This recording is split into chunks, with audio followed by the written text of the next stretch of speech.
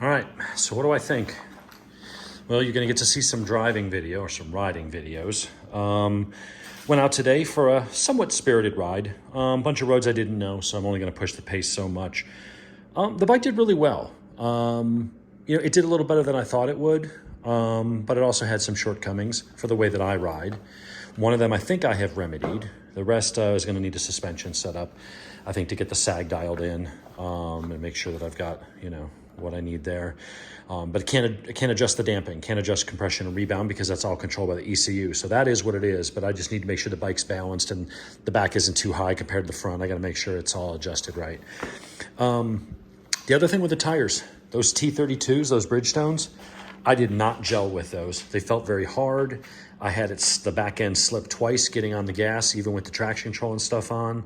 Going through a kind of a fast sweeper uphill and got on the gas, not hard, but rolling on. I was running at a good pace and had the back end start to slip out. The electronics did catch it, but I don't remember it doing that. I mean, I haven't even had that happen with the R1, which has got almost double the horsepower. So those Bridgestone T22s, great touring tire. I'm sure I would get insane mileage out of them. I got home, they had less than 400 miles on them. They're gone. I just got back from Cycle Gear. I went to my standby sport touring tire, which is the Michelin Pilot Road 5s. I had them on the Z900, did the Dragon, did the Charahola. I could haul ass on them, did a track day. Never had them slip. They feel good. They're much softer tire. And I will probably, on this bike, if I don't do a track day, I imagine I would probably get 8,000 miles out of a tire. As opposed to 2,000 if I'm lucky. So yes, these were $452 for the set. That included my discount. So these prices have gone up on those tires, but if I go through 5 sets of those at $350 a pop, these are going to be more economical and give me all the grip I could need on a bike like this. So let's get to the riding video. I rode with luggage today, had it, not a lot of weight in there, but I had, polish for the helmets and the whatchamacallit. I had for the screen and visors. I had water bottles and snacks and spare gloves and Donna's spare gloves and things like that. This thing's a little madman. We did a roll-on from second gear to 100 on a straightaway, and they're about the same speed. She pulled about a bike length on me, but I'm also at least 100 pounds heavier than her. So the bikes are comparable weight. I think if she was on that bike, that would have pulled. So pretty much this thing and this, performance-wise, are almost identical. I would say this bike, being much more of a sport bike, having full Öhlins and stuff, if we were to go up and really hit the twisties hard, it's also got Pirelli Rosso 3s on it. This bike is gonna spank that. So I'll go faster than her just because I'm a better rider, but bike to bike, that's definitely a better bike for that kind of riding. For 2-up and having the heated gear and better wind protection and all that stuff, she's gonna get a lower seat, and then she's gonna put a taller screen, get the touring screen. She's gonna get the low seat so she can touch the ground a little better. And I think then she's gonna add the hard luggage that'll click on like mine does. But honestly, the looks of this thing are growing on me. It looks a little aggressive. It's still pretty damn cool. The dash is nice. The electronics are nice. The quick shifter was great. And despite the fact that I had zero confidence in the tires and I was on roads that I've never been on before, I ran a good pace. So I think get me up on a road that I know and let me scrub in these new Pilot Road 5s. And those tires, I've run those before. I know how they transition, turn in. I know how much grip they offer. Get me on a road I know. And I think it's going to be a surprising a lot of people.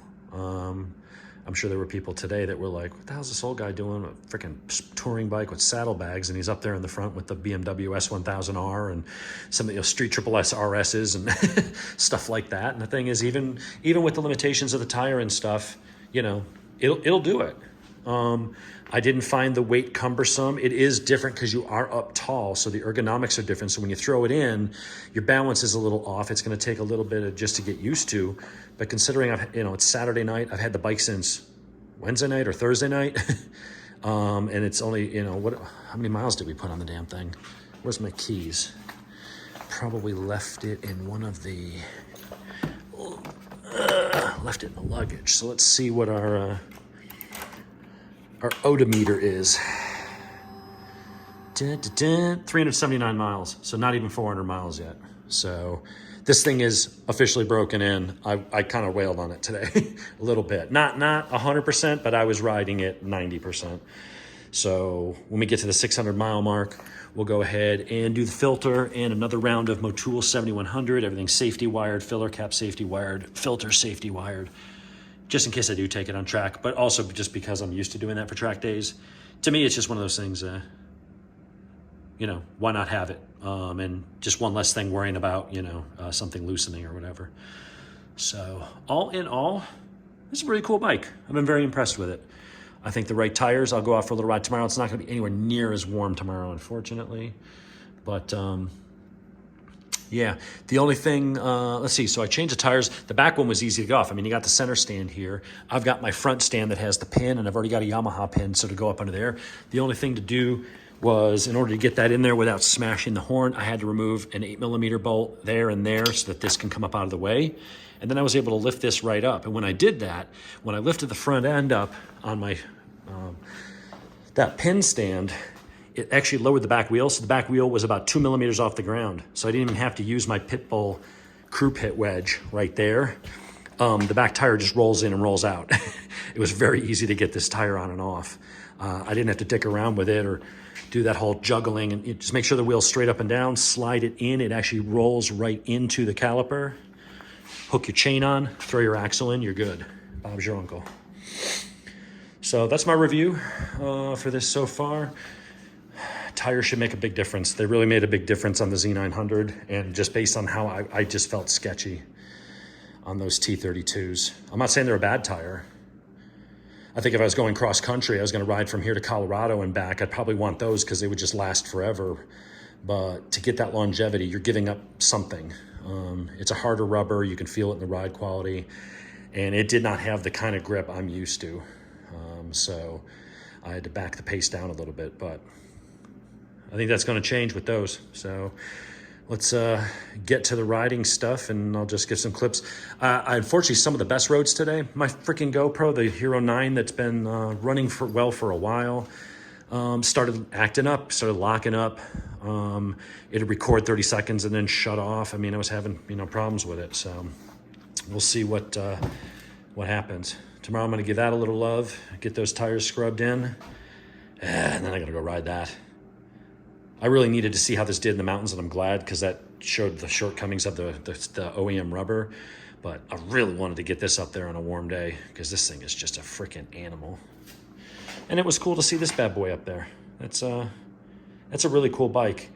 I can ride that bike, but it's a little small. I'm a little cramped on it. I wish I was, in some regards, you know, it's great that I can get these big tall bikes and adventure bikes and I can flat foot them.